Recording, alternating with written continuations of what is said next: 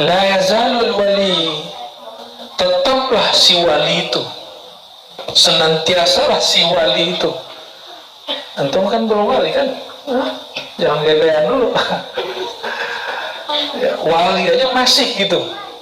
Wali aja masih. Apa yang masih pada wali? Walau balagha a'la maqamin yantahi ilaih, meskipun dia sampai ke ujung maqam, la yasqut anhu khitabu syar'i bil a'mal, tidaklah gugur padanya kewajiban yang telah Allah khitabkan, Allah titahkan untuk beramal dengan syariat.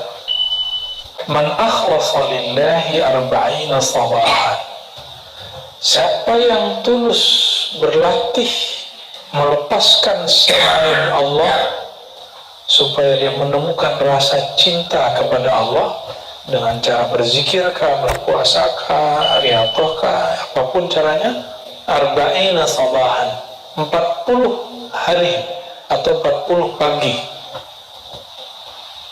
zaharat yanabi'ul hikmah min qalbihi ala lisani, Allah akan terbitkan hikmah.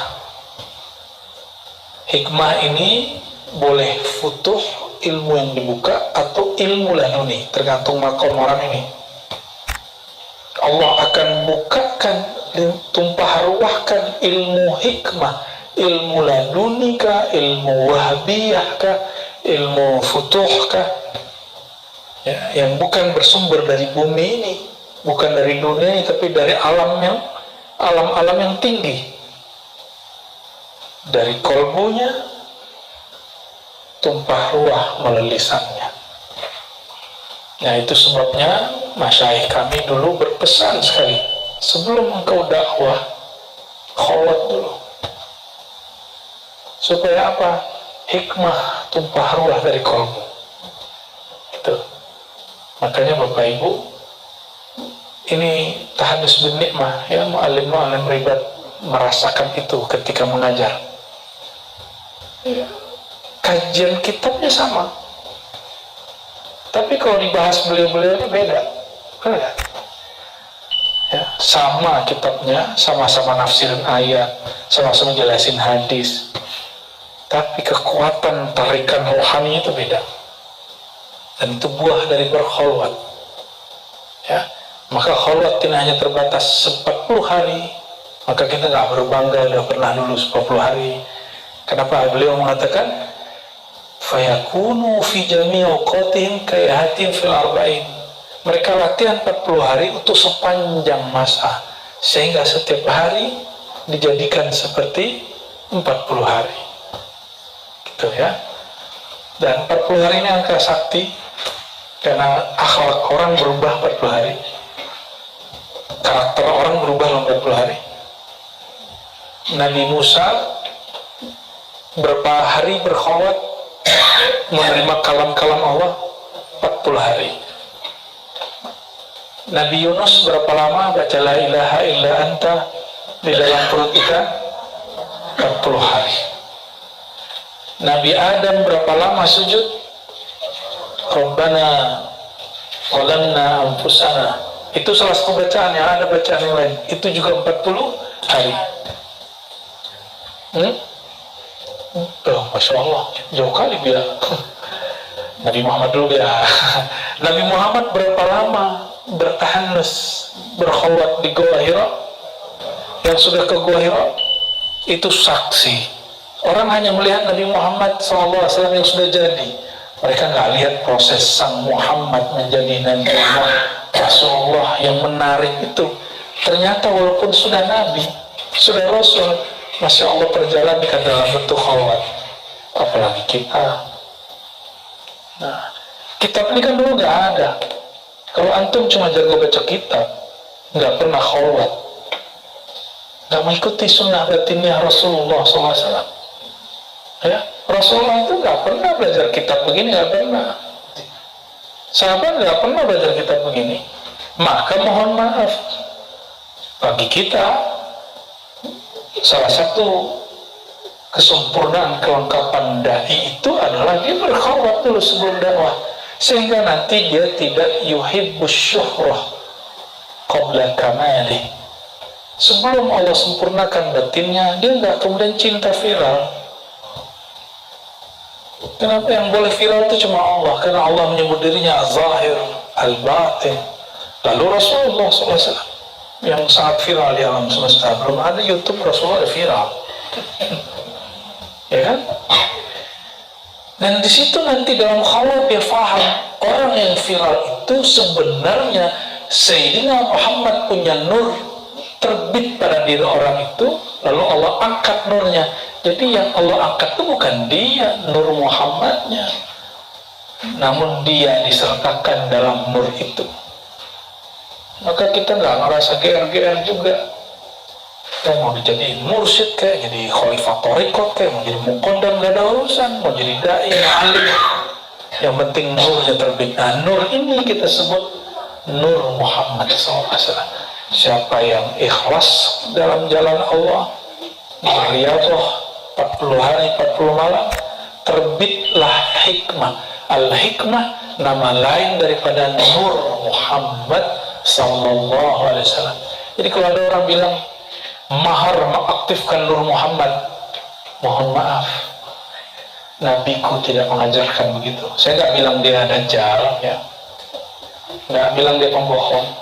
Cuma yang kami terima bersambung kepada sang baginda bahwa al-hikmah itulah yang disebut nur Muhammad, dan itu pengaktifannya dengan cara riyadhah, suluk, thariqah, mengikuti jalan ulama-ulama terdahulu yang bersambung kepada Nabi Muhammad sallallahu alaihi wasallam. Maka Bapak Ibu Saudara, ya, apapun nanti yang punya waktu luang, gak usah mikirin nanti bayar apa, ya. Kalau emang dapat isyarat dari Buya Aldomi yang ditunjuk, ikut. Ya, saya punya duit nih, mau iuran nih. Lah emang iurannya wajib, kan enggak juga. Ya, berapa iurannya Buya untuk makan? Ya, segitu doang. Antum bisa merasakan nur itu terbit bertahun-tahun sampai mati. Ya, insya Allah. Nah, beliau-beliau ini kan produk itu. Ya, walaupun Buya Asfi 2 kali 10 ya, tapi kan diribat sudah lama nih. Ya, Buya Aldomi alhamdulillah pernah 40 hari ya, pernah 30 hari ya, pernah 10 hari, alhamdulillah. Dulu kalau ada orang yang suluk, ya, kita rekomendasikan ke guru-guru di kampung. Kalau orangnya alim, saya sarankan ke Buya Amilizar.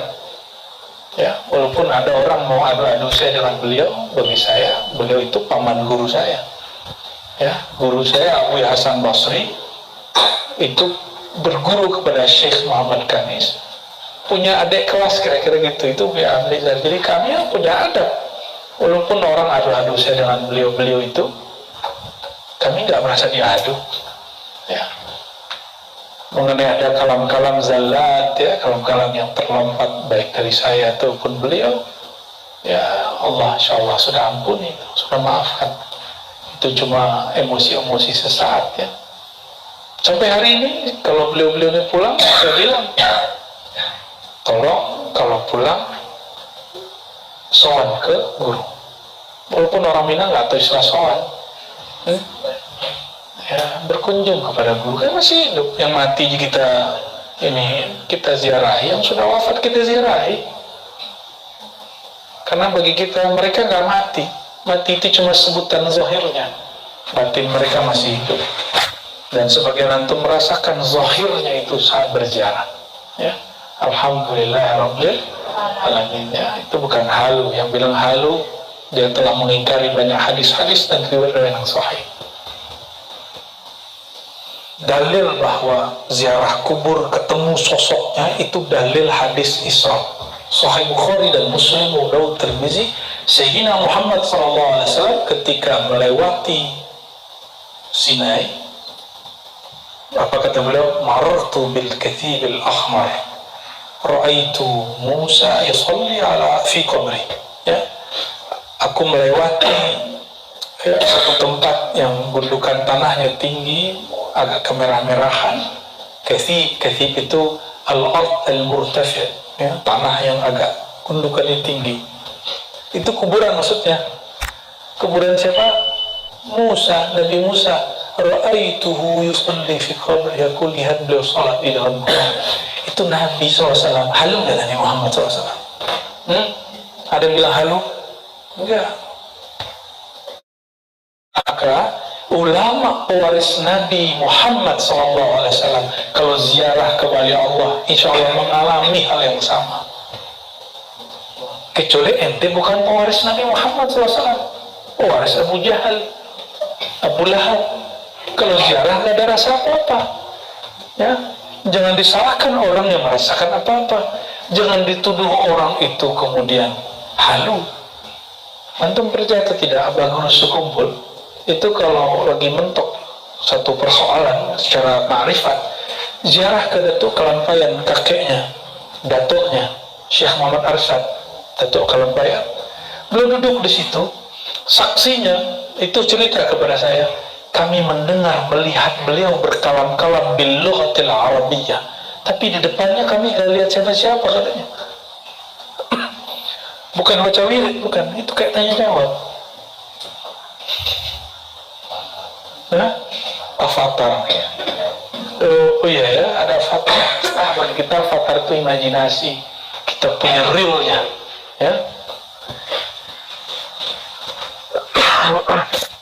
Allahumma sholli ala Muhammad.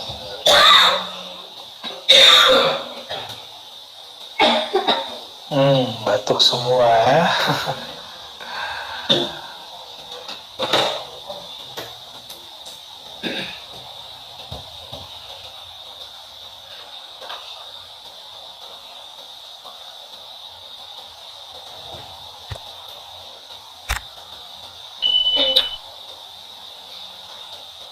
Kalau di riwayat biasa Nabi Musa, kalau di Quran kan disebutkan beliau berkhawat 30 hari, lalu digenapkan menjadi 40 hari, gitu kan? Tapi nggak disebutkan sebabnya. Nah, di kitab ini disebutkan sebabnya. Nah, di bagian bawahnya, wa wa'adna Musa 30 lailatan wa atmamnaha bi'ashrin fatamma miqatu rabbih 40 lailah. Musa buat perjanjian dengan kami untuk datang berkholwat di masjid Sinai, di gua Sinai, di lembah Sinai 30 hari. Wa atmamnaha bi'ashrin, lalu kami sempurnakan menjadi 10 hari lagi, yaitu 40. Fatamma miqatu rabbih, maka miqatnya, miqat Rabbnya kepada Musa, Nabi Musa menjadi 40 hari. Maka miqat di sini berarti waktu. Ya. Wadzalika anna Musa alaihi salam wa'ada Bani Israil wa hum bi Misra. Nabi Musa menjanjikan Bani Israel, sedangkan Bani Israel di Mesir. Anna Allah Ta'ala idza ahlaka aduwwahum wastanqadhahum min aydihim ya'tihim bi kitabin min 'indillah fihi tibyanul halal wal haram wal hudud wal ahkam. Ya, Allah apabila ingin membinasakan musuh mereka, musuh Bani Israel, dan membebaskan mereka dari cengkraman kezaliman Bani Israel, ya'tihim, Allah beri mereka kitab min indillah, ya. Yang di situ ada penjelasan halal, haram, hudud dan ahkam. Falamma fa'alallahu dzalika wa ahlaka Fir'aun sa'ala Musa rabbahu al-kitab, ya. Seperti tadi, ya. Ketika Allah melakukan itu, Allah hancurkan Fir'aun, Nabi Musa meminta Alkitab. Fa'amarahu Allah Ta'ala yasuma 30 yawman. Lalu diperintahkan Nabi Musa puasa 30 hari. Maka bagusnya suluk Ramadan langsung siangnya puasa. Itu. Wahuwa Dzulqa'dah, yaitu di bulan Dzulqa'dah. Falamma tammat 30, setelah 30 hari Dzulqa'dah. Setelah Dzulqa'dah Dzul apa? Zulhijjah. Ankara khulufa fammihi fatasawwaka bi'audin kharnu. Nabi Musa pas kalau orang puasa itu karena nggak makan, mulutnya bau nggak? Bau, benar bau? Itu bau dari dalam. Nabi Musa ankara khulufa fammi, kemudian kok mulutku bau gitu, masa sih bau? Maka beliau bersiwak dengan aud kharnub, ya, untuk alat siwak di zaman itulah. Faqalat lahul malaikah kunna nashummu min fika raihatal misk fa afsaddatuhu bisiwak. Oh, ini rahasia nih. Ini kata malaikat, bukan kata Nabi Musa ya. Kata malaikat, Musa, 30 hari ini mulutmu itu harum sekali bagiku. Tapi ketika engkau bersiwak, harum mulutmu hilang. Kata malaikat, bukan kata manusia. Kata manusia mah itu yang harum. Yang harum yang siwak. Kalau menurut malaikat, yang harum yang belum, beda standar kita sama mereka kan.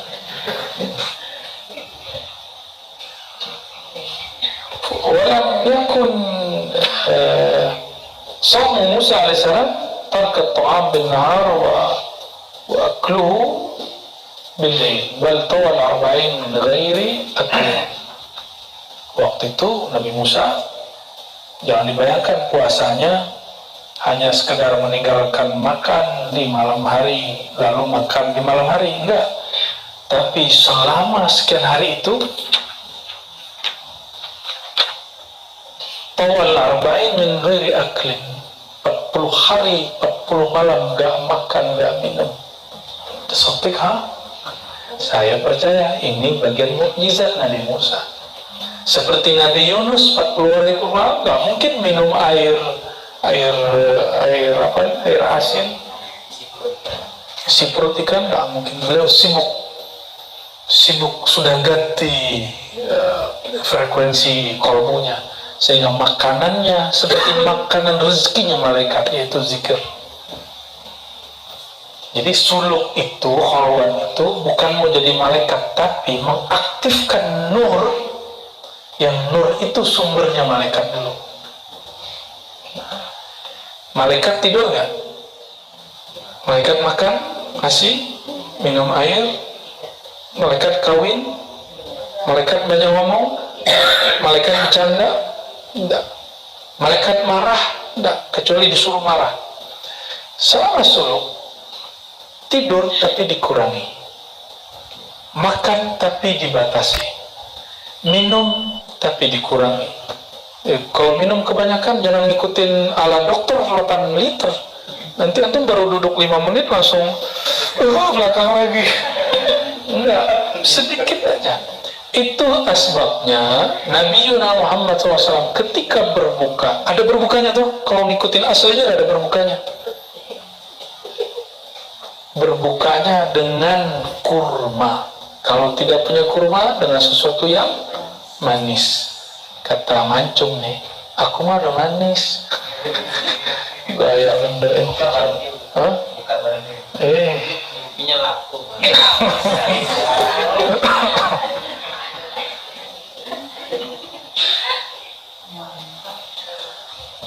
Perut itu kalau dia kosong, awal-awal itu bikin gelisah. Tapi kalau orang sudah tahu nikmatnya perut kosong, dia akan kecanduan telat makan. Ini mohon maaf, ini beda dengan standar kita hidup biasa. Hidup biasa ada sarapan, ada makan siang, ada makan malam. Kalau antum kan ada ngemil sore, ngemil duha, aduh repot deh. Ya. Maka ini kaidah. Dalla ala anna khuluwal ma'dati min at-ta'am aslun kabirun fil bab.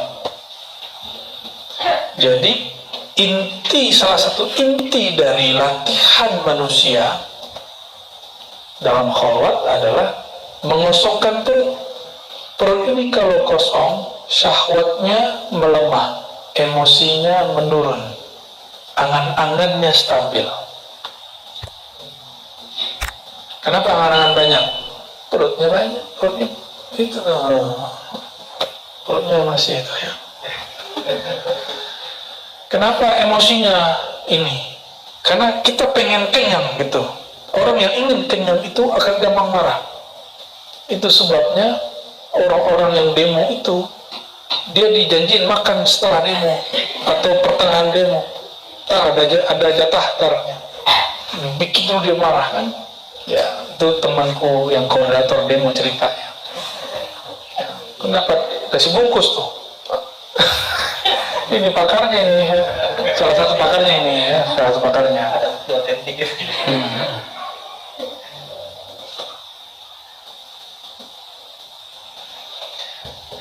Karena kita dicipta dari tanah, air, api, udara, maka ini yang kemudian menjadi nafsiyah yang zahir.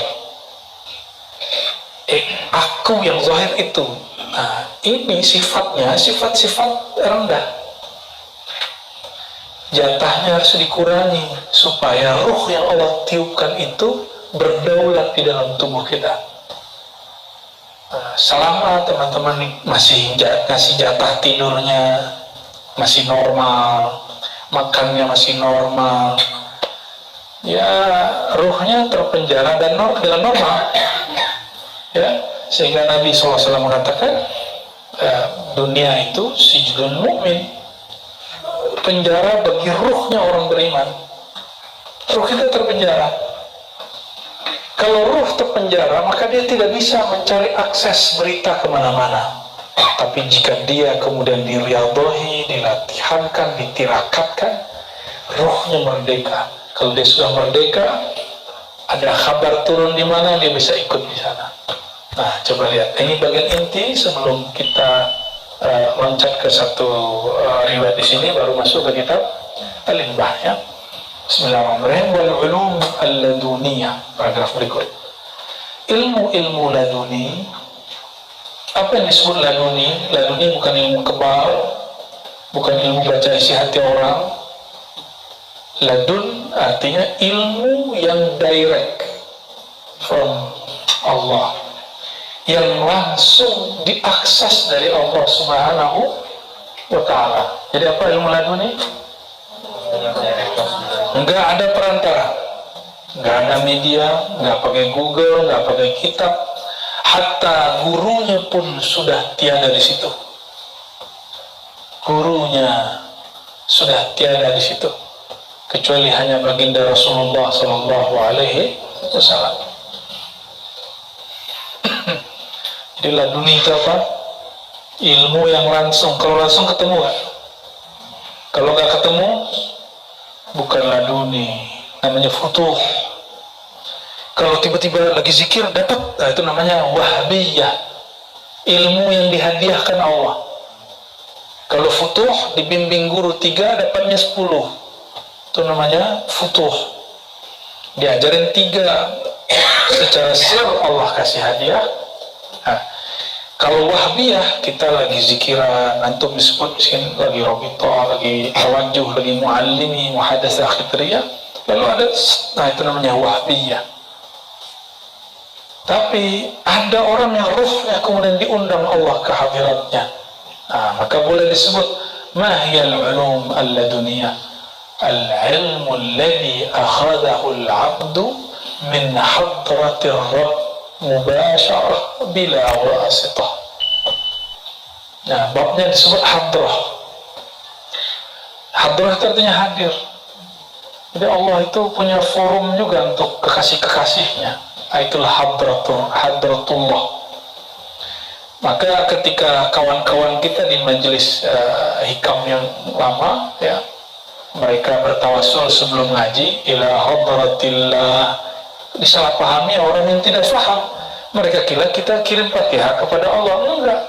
Hadratillah, bukan kepada Allah, bukan ilallah kok. Ila hadratillah itu kepada hadiratnya Allah. Maksudnya supaya Allah membuka alam hadrahnya, Kalau Allah sudah buka alam hadrahnya, la dunia turun. Itu maksudnya. Allah nggak butuh baca kita, Allah nggak perlu bacaan kita. Emang Allah perlu sholat kamu? Ya, sholatnya Pak Tabah perlu nggak? Zikirnya?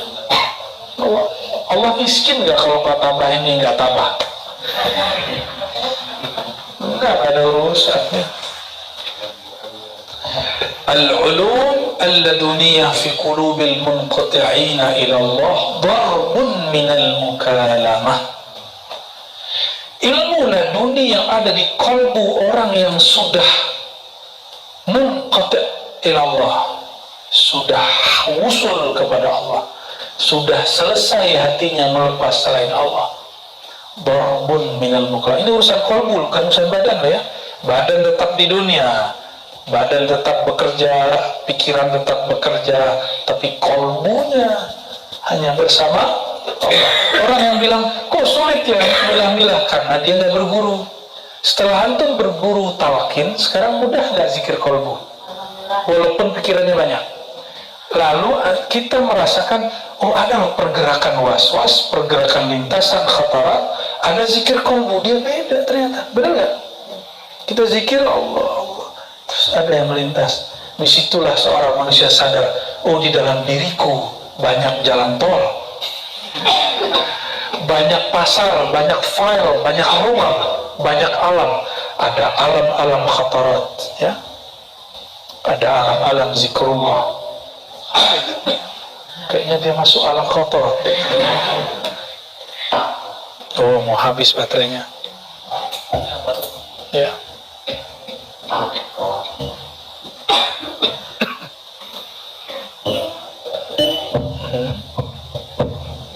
Tes, oke, ya. Jadi ilmu laduni itu tarbun minal mukalamah. Ini kalimat berani nih Bu ya. Di abad itu, tahun berapa beliau wafatnya? 632.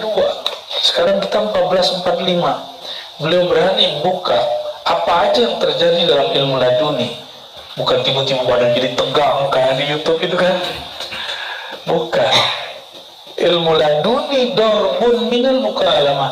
Salah satu bentuk daripada Allah berkalam-kalam kepada si hamba. Kalau Allah berkalam langsung, nggak pakai handphone, nggak pakai wirid, ya, dia langsung ngomong. Bahkan bukan ke kolbu, dia langsung ke ruh. Kolbu ini hanya wadah terluar. Bayangkan, kolbu bagi kita kan batin, tapi dalam ilmu laduni kolbu itu bagian terluar. Masih ada lagi di dalamnya, ya, lapisan-lapisan untuk menyimpan kalam itu. Dan sekali orang itu diajak berkalam, selama-lamanya dia dihitung berkalam-kalam dengan Allah Subhanahu wa Ta'ala. Ya, maka Nabi Musa itu selama-lamanya dihitung berkalam. Nabi Muhammad itu sekali bertemu Allah, selama-lamanya dihitung bertemu Allah Subhanahu wa Ta'ala. Maka sahabat-sahabat itu ikut kapalnya baginda Nabi Muhammad SAW. Itu sebabnya ilmunya Sayyidina Muhammad SAW, ilmunya Sayyidina Abu Bakar, Sayyidina Umar, Sayyidina Utsman, Sayyidina Ali tidak putus-putus, karena mereka mengikuti musyahadah dan mukalamahnya Nabi Muhammad SAW. Dan sekali Allah ajak berbicara, ilmunya nggak putus-putus. Barulah orang paham nanti yang ditulis oleh beberapa masyaikh di kitab itu ya. As-sudur qabla sutur. Nah, ini kaidah ini. Udah paling. As-sudur qabla sutur. Ilmu di sini dulu diolah, baru ditumpahkan ke dalam buku. Hari ini kebalik, orang ilmu itu di kitab cetakan dulu. Dia lupa bahwa cetakan itu baru kemarin sore, Al-Quran aja baru dicetak 1924.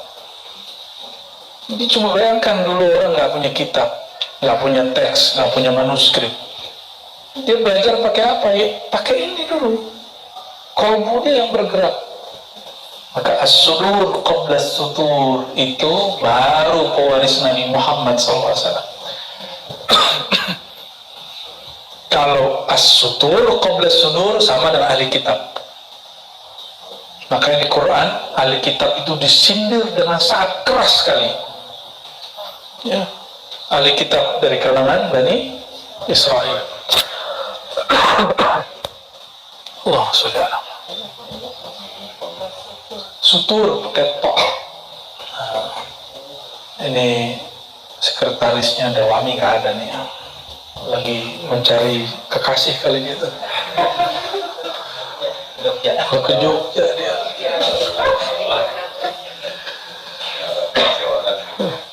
Oh, maaf. Nah, kita ringkas saja kalimat bagian terakhir. ولا يطلع أحد على حقيقة ذلك إلا الأنبياء إذا عرفهم الحق أو من يخصه الله تعالى بتعريف ذلك من غير الأنبياء. Tidaklah dapat mengakses alam hadrah itu kecuali para nabi dan orang-orang yang Allah khususkan, istimewakan, Allah undang dari kalangan selain Nabi Sallallahu Alaihi Wasallam. Lalu gimana caranya? Baru kita balik ke lafaz kedua di paragraf itu. Man qata'a ila Allah 40 yawman mukhlishan muta'ahidan nafsahu bi khifatil ma'dati yaftahillahu ta'ala alaihi al-umul dunya. Nah, siapakah selain Nabi itu? Orang-orang yang menghabiskan waktunya untuk 40 yawman, 40 hari berlatih dengan meringankan perut dari beban makanan dan air. Yaftah, Allah bukakan bagi dia ilmu-ilmu laduni. Ya, kalau Nabi ngomong, bicara, pasti nggak. Nabi berbicara, siapa yang berlatih 40 hari, pasti terbit nur hikmah dari kalbunya, tumpah ruah kepada lisannya. Nabi kalau bicara itu terjadi nggak? Terjadi. Ya. Dan kata arba'in 40 itu bukan berarti 40 angka. Bagi kita pemula 40 itu angka. Tapi bagi mereka al-muntahi, orang-orang yang sudah Allah perjalankan jauh, 40 menit, 40 detik itu bisa dihitung 40 hari. Sayyidina Muhammad SAW, ini pelajaran Isra Mi'raj, perjalanannya hanya beberapa saat. Habis Isya jalan, sebelum subuh sudah sampai. Tapi melewati dunia, melewati langit, melewati bumi, tembus ke arasy Allah. Maka ada namanya khalwah ruhiyah. Khalwah ruhiyah itu dimensinya, karena ruh adalah hembusan Allah. Allah itu adalah ad-dahr, sang waktu. Waktu bisa dipendekkan, bisa dipanjangkan. Maka umur umat Nabi Muhammad yang sekarang pendek ini, saya berdoa walaupun antum cuma khalwat itikaf 10 hari, semoga di sisi Allah dihitung 40 hari. Amin. Amin ya rabbal alamin ya. Nah, dan hikmah itu yang Allah terbitkan dalam kalbu kita, ini tergantung kesiapan batinnya. Jadi nggak semuanya sama. Yang belum siap disapa, Allah nggak akan sapa. Nanti gila dia. Yang belum siap dipandang, Allah nggak pandang dia. Nggak Allah zahirkan muraqabahnya. Yang belum siap dapat makna, Allah nggak kasih makna, dikasih aja lezat zikir nyebut. Nah, maka jika zikir sudah mulai terasa lezat, berarti sudah terbit hikmahnya. Walaupun belum 40 hari kali 24 jam, tapi itu sudah dihitung 40 dalam hitungan rohani. Gitu ya. Maka masyayikh kita mengatakan 40 itu tergantung yang atur, yang ngelola waktu kan Allah. Ya. Ada orang sudah 40 tahun sama gurunya, tapi satu nur pun nggak terbit. Kenapa? Dia membersamai, tapi dia sebenarnya kurang yakin-yakin amat gitu. Ya. Coba kata orang, masih kata orang. Dia khidmat sama gurunya, tapi khidmatnya pun masih setengah-setengah hati. Nah, semoga kita khidmatnya betul-betul sepenuh hati ya.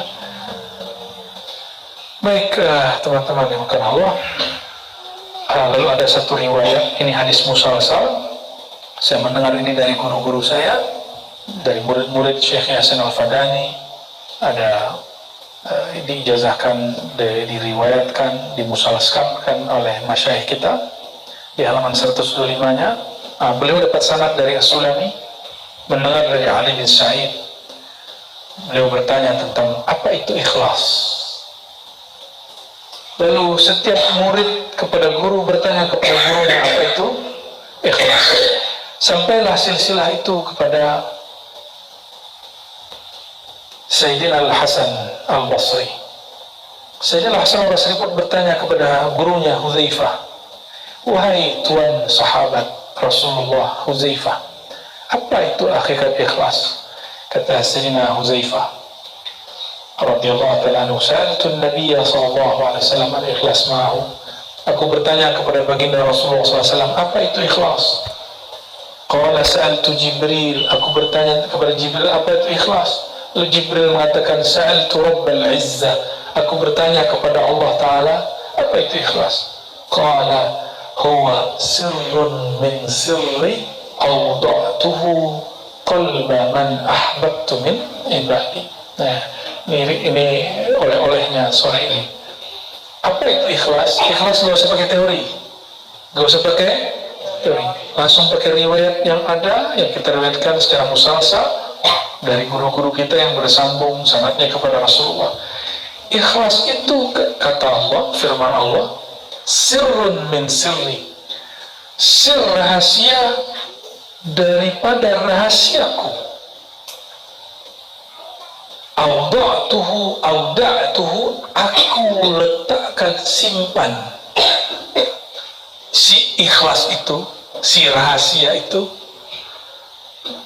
qalba man ahbabtu min ibadi, di qalbu hamba yang aku cintai. Maka di sini ada 3. Ikhlas itu rahasia. Di mana dia diletakkan? Di qalbu. Di qalbu siapa? Qalbu yang Allah cinta. Dan ciri-ciri hamba yang Allah cinta, dia kenal kepada Allah. Dan ciri-ciri kenal kepada Allah, dia ringan menyebut nama Allah. Kalau kenal Allah bisa cerita tentang Allah nggak? Nah, ini bagian terakhir dari laduni. Orang laduni, contohnya begini. Antum kalau pulang dari Jogja, bisa cerita tentang Malioboro dan detail. Beda nggak kita lihat di YouTube dengan kita ke sana? Atau kita dengar teman pulang dari Jogja dengan orang yang pulang dari Malioboro? Paham maksudnya? Ada kawan pulang dari Mekah, dia cerita, oh Mekah itu begini loh Tuhan. Kita percaya karena dia orang yang jujur. Itu namanya tasdik, iman. Iman itu begitu. Kita nggak ketemu Allah, lalu Rasulullah SAW mengabarkan, aku bertemu Allah, lalu kita percaya. Kita nggak jumpa Nabi SAW, jumpa dengan sahabat, atau nggak jumpa sahabat terus sampai hari ini. Guru kita berkalam, Allah itu satu, dan kita percaya. Tapi nggak ngelihat. Itu namanya iman. Ini beda iman dengan, jadi iman itu dia, kalau dibuka lagi, ini ada tasnya ikhlas. Dan di situ ada musyahadah, berjumpa. Kalau sudah jumpa di atas iman, itu yang disebut kamalul yaqin, di atasnya yakin. Nah, orang yang sudah jumpa dengan Allah, dia bisa cerita tentang ma'rifatullah. Jadi bukan orang baca kitab 1000 kitab terus bisa cerita tentang ma'rifatullah, enggak bisa. Mesti jumpa dengan yang punya ma'rifat, yang punya nama, yang punya sifat, yang punya zat, yang punya asma. Nah, itulah baginda Nabi Muhammad SAW dan pewarisnya. Maka ilmu ini teman-teman, jangankan Allah, surga pun mala ainun ra'at, surganya nggak bisa dibayangkan mata, nggak pernah terdengar telinga, nggak pernah terbersit di hati, apalagi yang punya surga. Tapi kan kalimatnya kulub, bukan ruh. Kalau ruh min amri Rabbi itu amarku, kata masyayikh kita, amr ay sirku. Maka al-ikhlas fi sirrun min sirri, yaitu bagian dari amal ruh. Jadi teman-teman yang karena Allah, oleh karena itu, karena ikhlas wajib perintah Allah, jalannya adalah khalwat. Bagi kolbu kita yang seperti ini, seperti saya ini, ya hampir-hampir wajib lah khalwat itu. Ya, kita nggak bilang wajib ya, hampir. Tapi ikuti isyarat guru-guru, nanti kita berkhalwat supaya tidak dengan nafsu. Ya, nanti malah tengkar-tengkar masalah ruangnya. Aku ruangnya kok kecil gitu. Gak usah pulang aja kalau gitu ya. Ntar masalah kipas angin, oh itu kipas angin apa malah. Nah, berarti gagal ya. Nanti ada perbuatan begitu ya, jangan sampai. Nanti harus ada koordinator perempuan dia. Nah, itu yang belum terpikirkan kemarin kan. Harus ada yang ada mudabbir perempuannya. Ya, jangan laki nanti jatuh cinta. Jadi nggak ikhtilat yang banyak. Nah, ini penting sekali. Biar nggak kemudian, mohon maaf, ada yang bawa makanan dimasukin ke dalam khalwat tempat ruang kelambunya. Ya salam, berarti kebiasaan di rumah dibawa ke surau tempat khalwat. Nah, tapi kita nggak marah, kita biarin aja. Nanti lama-lama juga bersih kok. Ya, lama-lama kalbunya dibersihkan Allah. Maka harus diteteskan nama Allah di kalbunya. Ya. Barangkali itulah. Baca kitab Inbah dulu. Masih kuat. Mana kitab Inbah ya?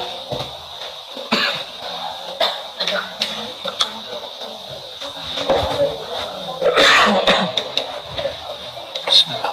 Khair, syukran. Bismillah.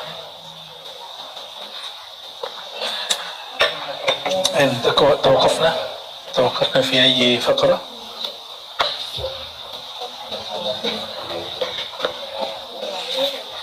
أو اختر لي، اختر لنا. Nah ini aja deh ya, halaman 45 aja ya, halaman 45.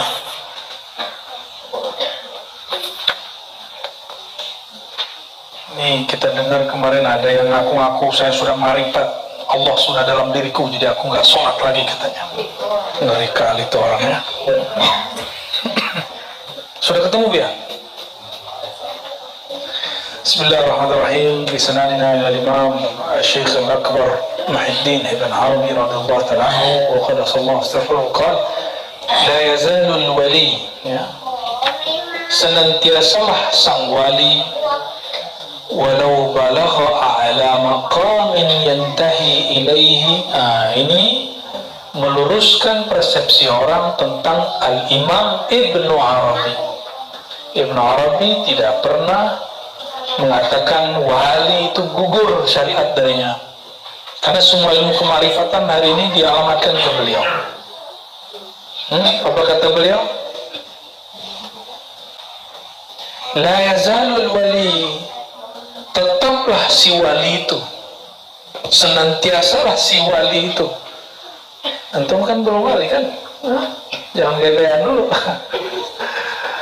Ya, wali aja masih gitu. Wali aja masih, apa yang masih pada wali? Walau balagha a'la maqamin yantahi ilaih, meskipun dia sampai ke ujung maqam, la yasqut anhu khitabu syar'i bil a'mal, tidaklah gugur padanya kewajiban yang telah Allah khitabkan, Allah titahkan untuk beramal dengan syariat. Ada illahnya. Ada yang pernah lihat Wan Sekhon sholat nggak ya?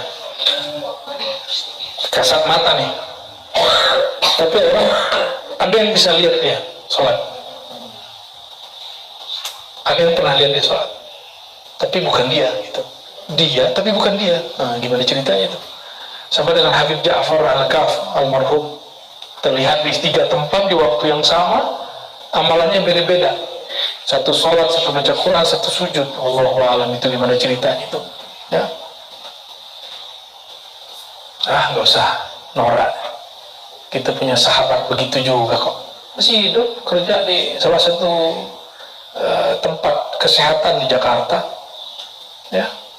Lagi zikir Allah, Allah, Allah dan sholawat, dia rindu raudhah.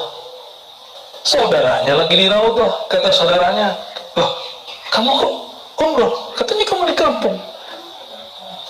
Ya, disapa nggak jawab. Pulang-pulang, saudaranya marah. Sombong amat loh. Masa di raudhah sombong kan gitu. Terus saya bilang, enggak. Saya jam itu lagi ngamalin zikir khafi, Allah, Allah dan sholawat. Hidup orangnya. Ya. Jadi gak usah norak-norak amat lah, ya biasa aja.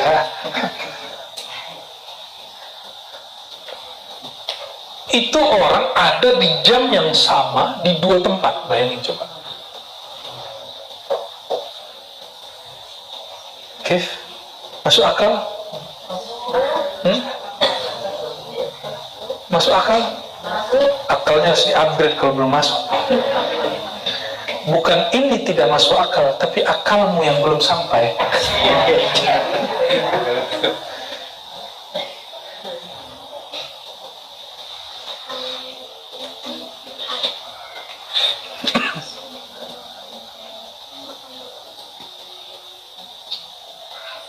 Maka ada seorang tokoh ilmu Quran di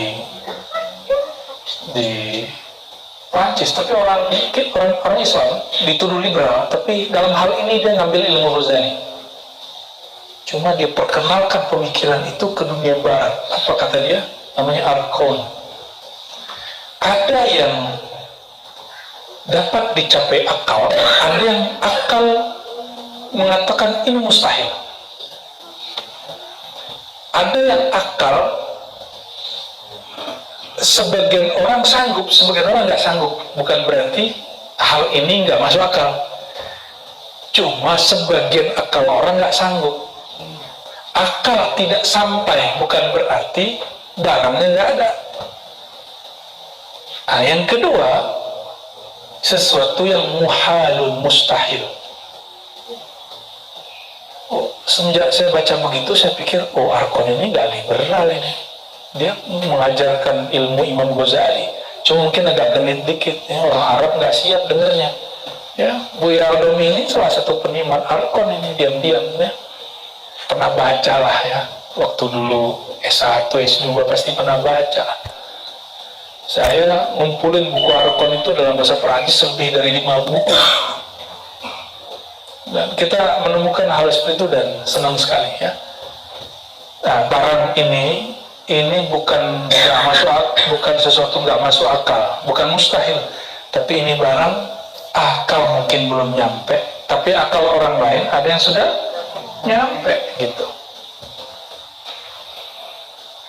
Illa taghliba alaihi halatun tusayyiruhu kal majnun aw al mughma alaihi. Kecuali si wali mengalami sesuatu yang dia kemudian seperti orang gila atau seperti orang yang hilang akal, mughma alaih. Mughma itu bisa pingsan, yang penting hilang akal. Nah, itulah wansyakhan. Wansyakhan itu kal majnun, tapi bukan majnun. Seperti orang gila tapi bukan gila, paham? Habib Ja'far kal mughma, lakin ghair mughma alaih. Kayak orang nggak punya akal, tapi punya akal gitu. Masa nyampe di pantai buang-buang duit, kan nggak punya akal tuh. Tapi endau aklun itu cara bersihin muridnya. Kalau ada orang yang khidmat ke beliau lagi senang berduit, itu duit dibuang langsung. Kalau ada orang lagi bangga-banggain lambangnya, itu dicoret mawar sehat. Organisasi, ya.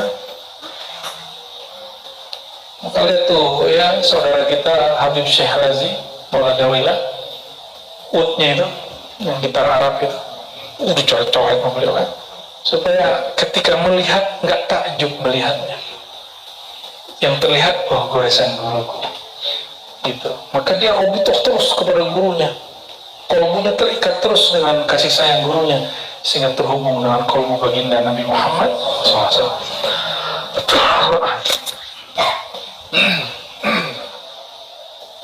Fayakunu 'inda dzalika khitab syar'i. Nah, tapi mereka itu tidak semuanya dapat dijadikan mursyid. Hanya orang tertentu yang ngerti syarat beliau aja. Barangkali khodam-khodamnya Wan Syekhan itu nggak semua juga faham. Ada yang faham. Nah, yang faham ini yang dapat menjadi murid beliau. Kalau nggak khidmat aja. Nah, yang faham ini mungkin yang dia fahami lain dengan yang didengar oleh khodam-khodamnya. Bisa jadi beda. Coba nanti konfirmasi ke Habib Syekh Razi itu ya, benar nggak ini? Karena rata-rata orang majzub, kita nyebutnya majzub, itu nggak bisa dijadikan mursyid rata-rata. Nah, kecuali orang-orang yang mengerti bahasa jazbahnya, bahasa sakernya beliau. Ya. فيكون عند ذلك خطاب الشرع معلقا به حتى يفيق من تلك الحالة. Teman-teman, tua khamar yukhmir al-aql, ya, menghilangkan akal. Maulana Jalal Rumi menyebut ilmu makrifat, kerinduan bermakrifat itu kalau masuk ke dalam diri itu seperti orang meneguk khamar, tapi khamar makrifat, maka dia akan mabuk sesaat. Dia mabuk sesaat, ya. Inilah ditahan-tahan kita dulu biar Datuk Dodo ini nggak wirling lagi dia. Kalau enggak dia sudah mau wirling gitu. Takut ini jadi fitnah, ya. Karena ribat tidak menolak sama dan wirling, tapi ribat tidak melakukannya kecuali jika halnya datang. Ya, kita nggak nolak wirling, bagi kita itu seni sufi. Bahkan kalau kita lagi mukhayyal, kita lagi berkemah, kita pakai tuh zikir berdiri itu. Ya, cuma nggak lama-lama, takut hilang. Takut antum minum khamar ma'rifat. Ya, maksud saya sederhana, jika yang materi itu bisa memabukkan akal, apalagi yang non materi, maka ini haram dikonsumsi kecuali yang diizinkan dokter rohani. Dokter boleh bilang, nah ini kamu minum ini, tapi dokter yang bilang darurat, ad-darurat tubihul mahzurat. Kalau darurat makanya haram jadi halal, tapi hanya di waktu itu. Hatta yafiq min tilkal halah, fa idza afaqa qala subhanaka tubtu ilaik. Sayyidina Musa ketika sadar, apa kata beliau? Subhanaka tubtu ilaik. Maha hebat engkau ya Allah, aku bertobat kepadamu. Ya. Maka antum kalau habis zikir, salah satu yang dibaca selain alhamdulillah adalah subhanaka tubtu ilaik. Kalau mengalami pengalaman rohani yang kencang, dahsyat, baca ini. وكل من ادعى في حالة صحته وثبوت عقله أن قد وصل إلى مقام أعطاه ذلك المقام ترك الأعمال فقوله زور وبهتان ووصوله إلى سقر. Ya, kalau ada orang ngaku-ngaku akalnya masih oke, kesadarannya masih utuh, lalu dia ngaku-ngaku sampai di makom yang tidak makom mabuk ini, lalu tarakal a'mal, lalu dia mengingkari mengamalkan sesuatu dari syariat, ya. Taraka di sini taraka lil inkar. Tarakanya apa? Lil inkar, ya. Kalau ada orang malas sholat, kita nggak hitung dia kafir, kita hitung dia fasik. Nah, kalau ada wali lagi mabuk di bab itu, maka dia kita hitung apa? Ya, orang mabuk dengan ilmu ma'rifat itu mabuknya gila. Ya, kalau antum belum pernah mengalami itu, nggak usah diminta juga. Itu beratnya bukan main. Ya, beratnya bukan main. Nah, Sayyidina Muhammad SAW adalah orang yang paling kuat, dan beliau sanggup menahan hanya menggigil, begitu kayak demam.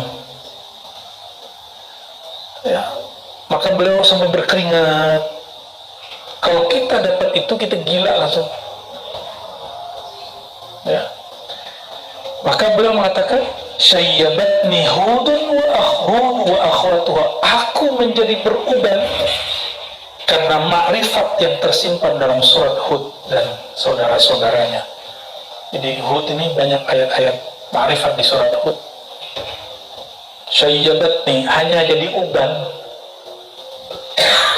Kalau di wali setelah Nabi Muhammad SAW bukan jadi uban, ada yang mati langsung. Jadi Sayyidina Al-Hasan Al-Basri baca ayat, alam ya'ni lilladzina amanu an takhsha'a qulubuhum li dzikrillah. Tuh gak tahu maknanya semua kan? Itu kalau tahu maknanya antum bisa pingsan langsung seperti pingsannya 4 sahabat Nabi, 4 tabi'in, bahkan disebut di situ yang hadir dia meninggal langsung. Ya, itu dahsyatnya ayat itu. Dahsyatnya ayat. Ya, kami masih nyaksikan lah dulu guru saya kalau ada satu bab ma'rifat maka beliau buat syair waktu kami masih kecil ya. Kalau sudah bersyair, masya Allah, itu semuanya kayak orang demam ya. Ada yang pingsan, ada yang guling-guling. Meninggal beliau, thariqat itu hilang, thariqat mahabbahnya hilang ya. Dan beliau difitnah, masya Allah ya, difitnah sesat, masya Allah. Nah, dari beliau lah kemudian saya faham bab-bab ini. Maka ketika ketemu wali-wali Allah yang lebih dahsyat lagi mabuknya, kita nggak kaget-kaget hari ini ya. Kita bersyukur Allah persiapkan nanti itu ya, dengan ma'rifat-ma'rifat yang sederhana itu. Nah, siapa yang tidak mengalami hal ini lalu coba-coba bilang Allah dalam diriku, nggak perlu sholat lagi, zurun wa buhtan, itu bohong, itu dusta. Wa usulu ila saqar, dia bukannya datang ke Allah masuk surga, tapi ila saqar, neraka saqar ya. Jadi manhaj ribat jelas, kita tidak pernah mengatakan bahwa orang kalau sudah usul terangkat syariat darinya, nggak ada. Yang ada pakai ilahnya. Jika akal dia yang menjadi syarat seseorang wajib mengamalkan syariat, Allah tutup atau Allah hilangkan sejenak, maka di saat itu saja dia tidak dihukum karena meninggalkan syariat, gitu ya. Nah, dan mabuk itu ada yang mabuk seperti orang begitu, ada yang mabuk tapi kelihatannya dia tidak mabuk. Nah, ada orang begitu. Oleh karenanya, sahabat-sahabatku, saudara-saudariku, berbaik sangkalah kepada kekasih-kekasih Allah, kepada hamba-hamba Allah. Siapa tahu ada rahasia di kolbu mereka ya. Barangkali itu sedikit mengambil berkah dari kitab Al-Inbah ala Tariqillah. Dan di sini saya bersaksi bahwa Imam Ibn Arabi, Imam Ahlus Sunnah yang kuat dan tidak pernah melanggar syariat, baik dalam bab aqidah, bab syariah, ataupun bab-bab yang lain. Tidak seperti yang diasumsikan orang-orang jahil hari ini, yang mereka tidak mau memahami Imam Ibn Arabi secara objektif. Allah Ta'ala alam bisawab, nasallallahu al-afwa wal-afiyah lana liwalidina wa limasyayikhina wa lisairil muslimin walhamdulillahi rabbil alamin.